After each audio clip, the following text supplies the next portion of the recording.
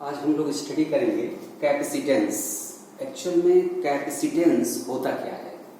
तो कैपेसिटेंस जो है किसी भी कंडक्टिंग बॉडी की चार्ज एक्वायरिंग कैपेसिटी या चार्ज एक्वायरिंग एबिलिटी को हम कहते हैं। ठीक है, तो charge acquiring capacity of a conductor is called capacitance.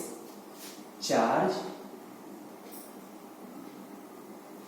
Acquiring capacity,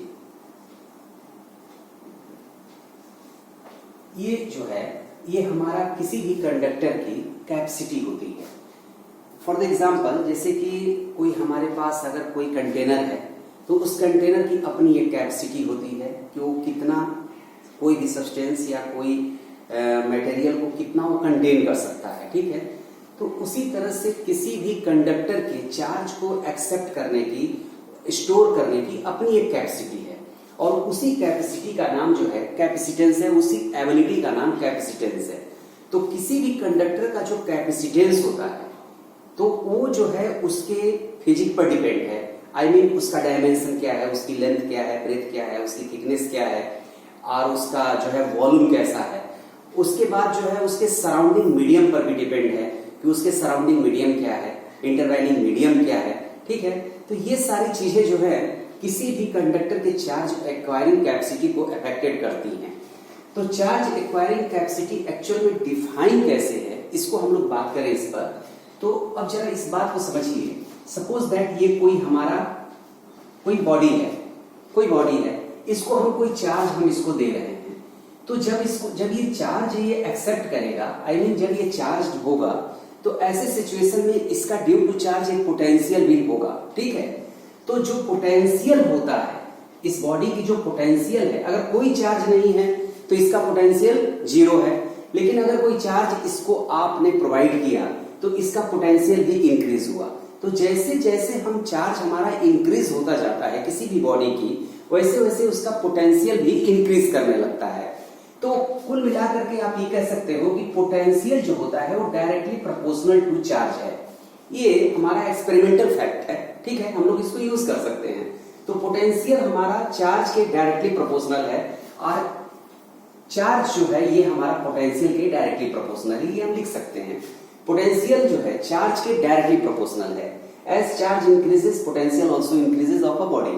ठीक है, therefore charge is directly proportional to potential और charge is equal to some constant c into v।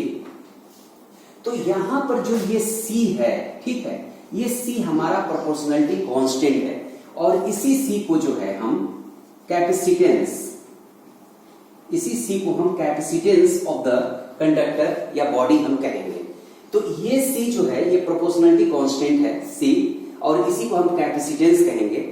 और इसकी वैल्यू मैंने पहले ही बताया कि किसी भी कंडक्टर का जो कैपेसिटेंस है, ठीक है, वो उसके डायमेंशन का फंक्शन है, उसके सराउंडिंग मीडियम का फंक्शन है। ठीक है, तो यहां पर Q is equal to C into V और C is equal to Q by V।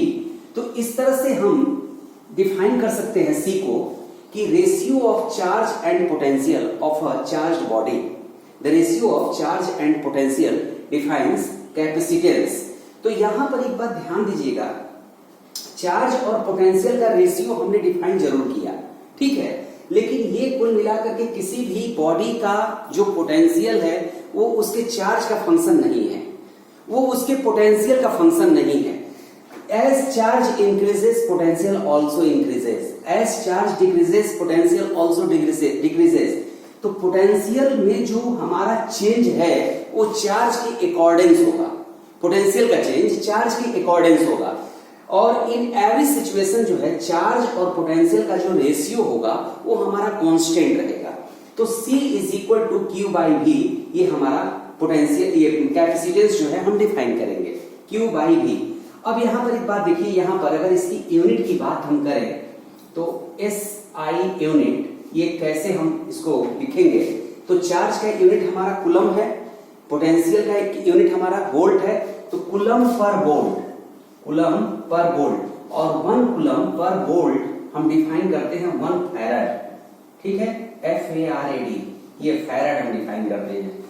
तो फैराड जो है ये एक्चुअली जो है कैपेसिटेंस के लिए काफी बड़ा यूनिट है, जो कि प्रैक्टिकल लाइफ में हम ये यूनिट हम यूज नहीं करते हैं।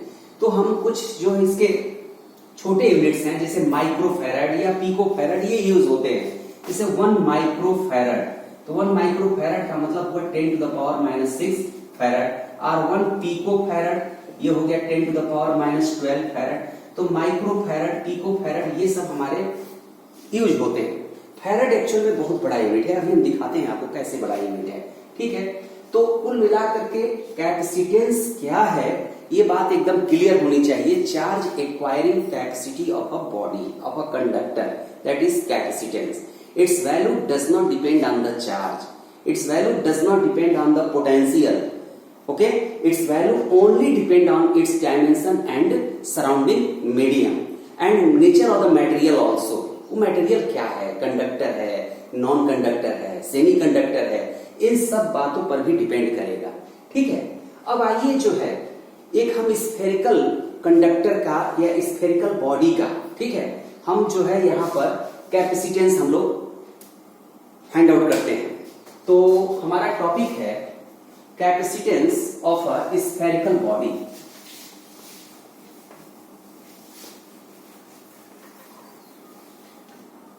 Capacitance of a spherical body। एक स्फेरिकल बॉडी हम सपोज कर रहे हैं, इसका रेडियस हम सपोज कर रहे हैं कैपिटल R है, और इस पर चार्ज जो है वो हमारा Q है, हमने सपोज किया। तो स्फेरिकल बॉडी का रेडियस R और चार्ज जो है Q है, ठीक है। तो यहां पर potential of the sphere due to charge Q, ये क्या होगा, ये होगा 1/4πε0 Q/R। जो पोटेंशियल किसी भी पॉइंट पे ऑन द सरफेस जो पोटेंशियल होगा, same potential at any point inside the sphere होगा, ठीक है।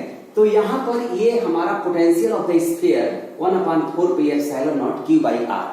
अब यहां पर कैपेसिटेंस जो है, कैपेसिटेंस एक्चुअल में हमारा डिफाइन है C = Q/V। तो चार्ज हमारा इस स्फीयर का कितना है, Q है, इसका पोटेंशियल क्या है, V। तो V की वैल्यू ये है हमारा 1/4πε0 Q/R। सराउंडिंग मीडियम हमारा एयर है, ठीक है, या स्पेस है। तो उस केस में कैपेसिटेंस को हम यहां पर C0 से रिप्रेजेंट करेंगे। तो ये एयर कैपेसिटेंस भी हम कह सकते हैं इसको, ठीक है। तो यहां पर C0 = Q/V। अब इसकी वैल्यू हमारी कितनी होगी, तो Q चार्ज है स्फीयर का और पोटेंशियल 1/4πε0 Q/R।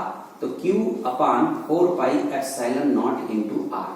अब यहां पर Q से Q हमारा कैंसिल हो गया, ये वैल्यू है 4πε0 × R। ये हमारा जो है स्फेरिकल बॉडी की कैपेसिटेंस है। तो स्फेरिकल बॉडी का कैपेसिटेंस के लिए ये फार्मूला है 4πε0 R। अब देखिए जरा, आइए हम अपने अर्थ के बारे में जरा हम ये करें, इसका कैपेसिटेंस जरा कैलकुलेट करें।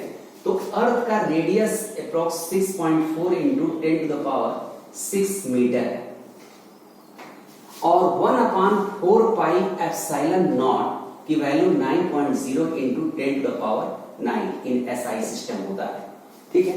तो यहां पर ये 4πε0 की वैल्यू 1/9 × 10⁻⁻9 हो जाएगा। तो कैपेसिटेंस जो है हमारा अर्थ का, ये हो जाएगा 4πε0 × R। ये होगा 1/9 × 10⁻9 × R की वैल्यू मैं पुट करूं 6.4 × 10⁻6। तो ये हमारा SI में मैंने वैल्यू पुट किया है। तो ये हमारा जो आंसर होगा वो फैराड में होगा। तो अब यहां पर इसका अगर हम कैलकुलेशन करें, एक रफ एस्टिमेशन की मैं बात करूं अगर, तो इसकी वैल्यू 710 अप्रॉक्स आएगा। आप सॉल्व करके देख सकते हैं, इसकी वैल्यू 710 × 10⁻6 फैराड, ये अप्रॉक्स इसकी वैल्यू होगी, ठीक है। तो अब जो है इसको हम लोग 710 माइक्रोफैराड हम लोग लिख सकते हैं। तो अर्थ कोई भी body on the earth surface earth से बड़ा तो हो नहीं सकता। तो अर्थ का कैपेसिटेंस जो है वो 710 माइक्रोफैरड है अप्रॉक्स, ठीक है। तो आप ये सोच के देखिए कि कैपेसिटेंस के लिए जो फैरड जो हमारा यूनिट है वो कितना बड़ा यूनिट है। पूरे हमारे अर्थ का कैपेसिटेंस ओनली 710 माइक्रोफैरड है। तो इसीलिए मैंने कहा कि जो कैपेसिटेंस की यूनिट जो फैरड है वो बहुत बड़ी यूनिट है। हम पिको फैरड और micro farad in general use करते हैं, ठीक है। Thank you.